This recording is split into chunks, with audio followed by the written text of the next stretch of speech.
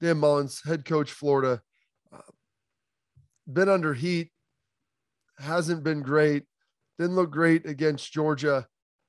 Last year they're playing Alabama in the SEC championship. They play them right down to the wire. They had Kyle Trask. They looked pretty good. They got Pitts. They were a very solid team. And this year they take a step back. And here's the issue with a school like Florida, the expectations there. Dan Mullins comes from Mississippi State. Mississippi State, if you go 10-2, the next year you go 8-4, not a big deal. That's not going to fly at Florida. That's not how it works. It's a blue blood program. The expectation is each and every year you're trying to go undefeated. You're trying to make sure you can beat Georgia. You better beat Tennessee at this point every year with how they've been playing. And then you better be able to compete with Bama or LSU from the West. Like, that is the expectation. And so if you're not making the SEC championship, you should be knocking on the door at 10-2, 11-1. And ultimately, and if you think about this and being someone who's my age, who, born in the early 80s, watching Florida under Steve Spurrier, watching, Bobby Bowden, you saw what Miami was doing during that time with, a number of coaches, through the 80s, and then ultimately, Butch Davis in the 90s into Larry Coker. Florida was it, man.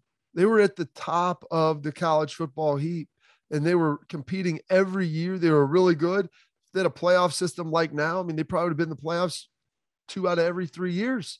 And they were rolling through tons of NFL talent. They still have a lot of that talent.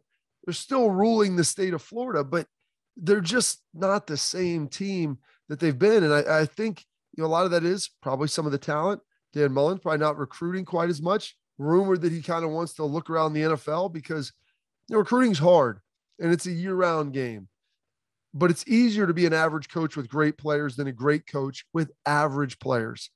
I know Dan Mullins understands that, but a lot of college coaches get burnt out on recruiting. They think the grass is greener in the NFL and they want to try to get there.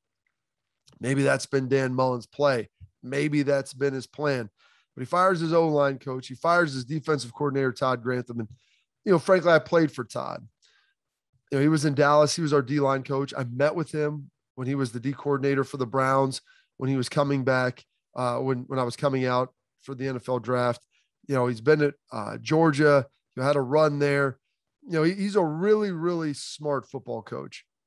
He might be too smart for his own good. And I think he probably knows that he's usually the smartest guy in the room. And, that was always my, problem with Todd, not problem, but I just watched, Grantham coach in college. And I wondered, are these schemes too complex? Does he do things sometimes that maybe it's great on paper and it works with, at the pro level, and it can work with some college teams, but do you really need to do that? Are you taking the best advantage of the talent that you have?